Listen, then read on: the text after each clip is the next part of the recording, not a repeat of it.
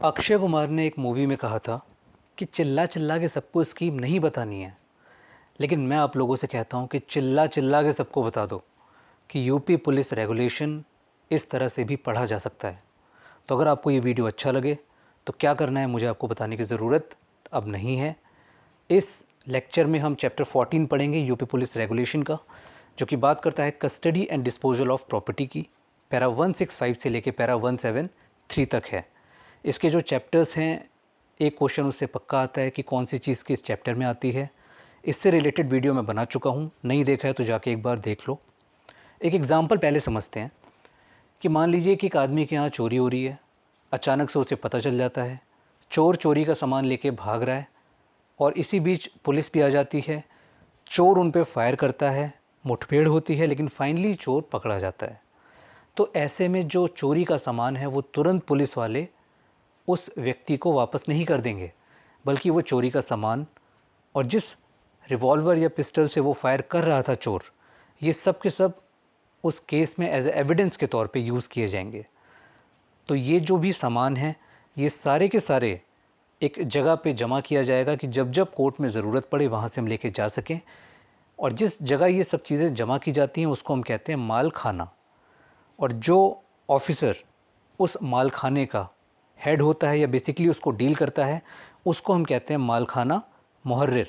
इसमें मैंने एमएम करके लिखा हुआ है और यहाँ पे पीपी साहब का भी रोल आता है। तो याद रखिएगा कि जब पुलिस आती है तो मालखाना मुहर्रिर है, और जब कोर्ट की बात आएगी तो वहाँ पे पीपी साहब भी इसमें अपना रोल प्ले करेंगे। तो हम सबसे पहले देखते हैं कि प्रॉपर्टी किस किस तरह की इसमें हो सकती है। तो देखिए, आप यहाँ पे देखिए, सबसे मैंने लिखा है मैंने प्रॉपर्टी। तो प्रॉपर्टी अगर अनक्लेम या कोई सीज प्रॉपर्टी है तो मालखाना रजिस्टर में जब आप उसको मेंशन करेंगे तो उसको आप लिखेंगे अनक्लेम्ड या केस प्रॉपर्टी। केस प्रॉपर्टी मतलब कि भाई वो उस केस में पकड़ी गई प्रॉपर्टी है। और अगर आप कोई वेपन या कोई आर्टिकल जो कि 170 सीआरपीसी में पुलिस भेजती है कोर्ट में, या अगर कोई भी चीज़ जो कि कॉन्फिस्केट या फोरफीट की जाती है तो वो कहलाएगी इम्पाउंडेड प्रॉपर्टी। अगर कोई भी प्रॉपर्टी एक्यूज्ड की या कन्विक्टेड पर्सन की पकड़ी जाती है या कोई प्रॉपर्टी अटैच की जाती है सेक्शन 83 एंड 84 सीआरपीसी में, तो वो कहलाती है मिसलेनियस प्रॉपर्टी। और अगर कोई भी प्रॉपर्टी जो इंटेस्टेट है तो वो क्या कहलाएगी, इंटेस्टेट प्रॉपर्टी। तो इस पर एक अच्छा एमसीक्यू बन सकता है। अब लेफ्ट में आप देखिए कि कोई भी जो ऐसी प्रॉपर्टी पकड़ी जाती है वो फॉरवर्ड की जाती है हेडक्वार्टर में, और आगे लिखा है कि it is send directly to PP with description in triplicate. तो भाई जो प्रॉपर्टी है कहाँ से पकड़ी गई, किसकी है, किस तारीख को पकड़ी गई, ये सारी की सारी उस पर डिस्क्रिप्शन होता है प्रॉपर्टी पे। और ये जो डिटेल्स हैं इसको 3 फॉर्म में बनाया जाता है। तो एक फॉर्म कोर्ट जाती है, जो पुलिस वाला प्रॉपर्टी लेके आया होता है एक फॉर्म उसके पास जाता है, और एक जो मालखाना मुहर्रिर है वो उसके पास रहता है, इसीलिए ट्रिप्लिकेट में बनाया जाता है। तो जैसे ही वो प्रॉपर्टी यहाँ पे आएगी तो फिर जो पीपी साहब हैं वो मालखाना मुहर्रिर, जिसको अब हम एमएम के तौर पे बोलेंगे, तो पीपी साहब क्या करेंगे, उससे वो चीज़ एंटर करवाएंगे मालखाना रजिस्टर में। किस नेचर में होगा हम ये देख चुके हैं। अब देखिए राइट साइड में आप देखिएगा पैरा 169 ये बात करता है कि अगर मालखाने में कोई भी अनक्लेम प्रॉपर्टी 6 महीने से पड़ी हुई है तो ये पीपी साहब की ड्यूटी है कि वो कोर्ट को इन्फॉर्म करेंगे इस चीज़ के बारे में। इस पैरा को याद कैसे करोगे, नंबर इंपॉर्टेंट है। तो देखो 169 में 6 तो आ ही रहा है, तो 6 मंथ ऐसे भी हो गया, और अगर 9 को उल्टा करोगे तो भी 6 होता है, तो 6 9 से आपको याद रहेगा 6 की बात हो रही है। इंटरस्टेट प्रॉपर्टी में एक चीज़ देखो कि यहाँ पे आगरा एक्सेप्शन है। यहाँ पे क्या होता है कि जो इंटरस्टेट प्रॉपर्टी है not treated as unclaim property, लेकिन बाकी किसी भी प्रोविंस में जो प्रॉपर्टी अगर इंटरस्टेट है तो वो अनक्लेम प्रॉपर्टी मानी जाती है। अब देखिए राइट साइड में क्या लिखा है कि interstate property list sign by 2 witnesses, यानी कि जब भी कोई इंटरस्टेट प्रॉपर्टी पुलिस अपने पास लेगी अपनी कस्टडी में तो वहाँ पे जो 2 लोकल विटनेस है उनसे साइन करवाएगी। लेकिन कुछ ऐसी भी सिचुएशन है कि जब स्टेशन ऑफिसर चाहे तो उस प्रॉपर्टी को कस्टडी में लेने की बजाय ऑक्शन कर देगा, यानी कि वो हेडक्वार्टर नहीं भेजेगा, वो क्या करेगा, ऑक्शन कर देगा। कब, जब वो प्रॉपर्टी सब्जेक्ट टू स्पीडी और नेचुरल डिके है, भाई जल्दी ख़राब हो जाएगी, या उसमें जो सामान है 8 आना से कम है उसकी वैल्यू, तो ये जो सिंबल बना हुआ है ये लेस देन का है। अगले पॉइंट में ग्रेटर देन का सिंबल बना हुआ है। सी में क्या लिखा है कि expenses to keep property greater than its value, यानी कि उस सामान को रखने में जो खर्चा होगा वो उस सामान की कीमत से ज़्यादा हो रहा है, तो भाई उसको ऑक्शन करने फ़ायदेमंद है। फिर लिखा है कि property not included under four going heads, यानी कि वो प्रॉपर्टी जो ऊपर से प्रॉपर्टी जो रिलेटेड है उनमें नहीं आ रहा, और उसकी जो टोटल वैल्यू है वो 5 रुपये से कम की भी नहीं है, तो इन सब को स्टेशन ऑफिसर ऑक्शन कर सकते हैं।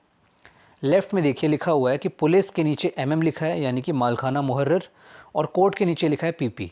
तो दो सेक्शन यहाँ पे मालखाना मुहर्रर के इंपॉर्टेंट है। सबसे पहले कि जो एमएम है वो ऑफिसर बनेगा जिसने कम से कम 15 साल की ड्यूटी कर रखी है। पैरा 166 क्या कहता है कि कोई भी प्रॉपर्टी जिसकी वैल्यू 100 रुपये से ज़्यादा है तो वो एमएम की कस्टडी में रहेगी, लेकिन उस पर कंट्रोल किसका होगा? पीपी का। पैरा 167 क्या कहता है कि duty of MM to deliver and receive back property from police, तो जब भी पुलिस को वो कोई जो प्रॉपर्टी है मालखाने से लेके कोर्ट में पेश करनी है और फिर वो कोर्ट से लेके वापस मालखाने में आएगी, तो ये देना और लेना उस प्रॉपर्टी को किसकी ड्यूटी है? एमएम की। किस में दे रखा है? पैरा 167। अब देखो कोर्ट के नीचे पीपी लिखा हुआ है, आपको पता है पीपी कोर्ट से ज़्यादा रिलेटेड है, तो एक पैरा नंबर है 170। इसमें क्या लिखा हुआ है कि मालखाने का जो मंथली इंस्पेक्शन है वो पीपी साहब करेंगे और उसका क्वार्टरली इंस्पेक्शन करेंगे गेजेटेड ऑफिसर। अब ये पैरा नंबर बहुत इंपॉर्टेंट है, याद कैसे करोगे? मैंने हमेशा अपनी वीडियोस में बताया है कि 17 को पढ़ा करो खतरा। तो देखो जब भी इंस्पेक्शन होता है तो जहाँ इंस्पेक्शन हो रहा हो उस आदमी के लिए हमेशा खतरा ही रहता है कि पता नहीं जो इंस्पेक्टर है, यानी कि जो इंस्पेक्ट कर रहा है, वो क्या चीज़ देख ले, क्या पकड़ ले, क्या एडवर्स रिमार्क लिख दे। तो इसीलिए 17 यानी खतरा, और खतरा किसको है? मालखाना मुहर्रिर को, कि पीपी साहब जब मंथली इंस्पेक्शन करेंगे तो पता नहीं क्या भाई लिख दें। तो आपको याद हो जाएगा 170 में लिखा हुआ है ये। नेक्स्ट आते हैं कि 165 पैरा डील करता है rules for disposal of movable property. तो ये पैरा नंबर याद रखना बहुत ईजी है, इस चैप्टर का सबसे फर्स्ट पैरा है, तो ऐसे ही याद हो जाएगा आपको। लिखा हुआ है कि list made in GD forward to magistrate, तो जो प्रॉपर्टी डिस्पोज ऑफ की जा रही होती हैं उसकी एक लिस्ट बनाई जाती है जनरल डायरी में, जो कि मैजिस्ट्रेट साहब को फॉरवर्ड की जाती है।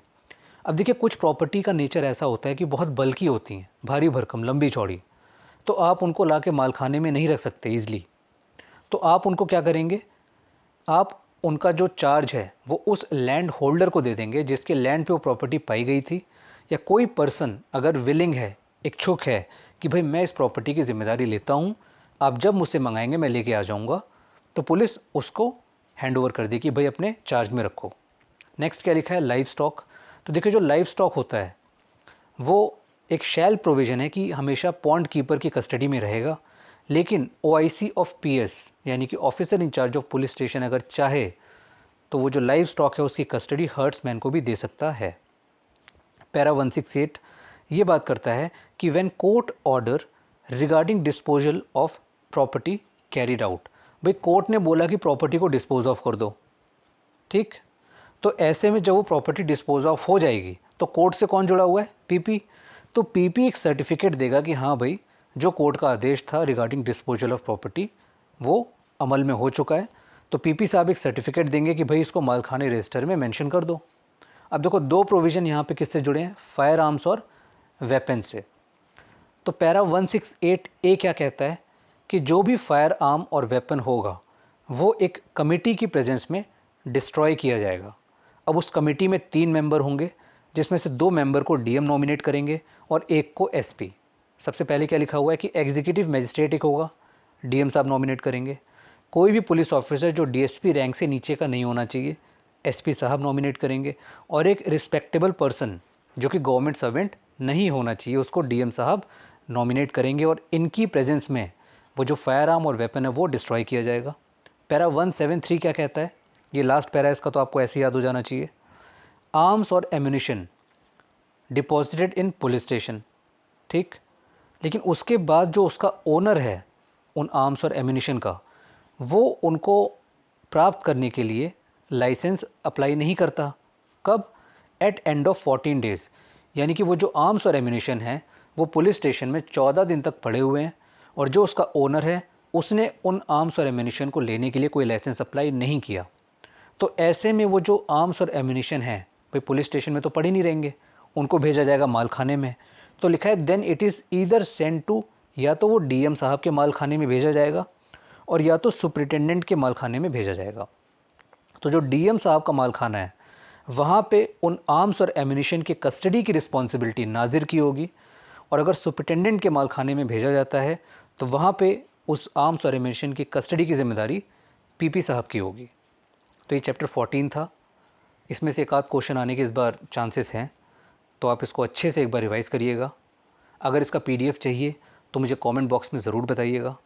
तो मिलते हैं फिर नेक्स्ट वीडियो में, तब तक के लिए पढ़ते रहिए और अपना ख्याल रखिए।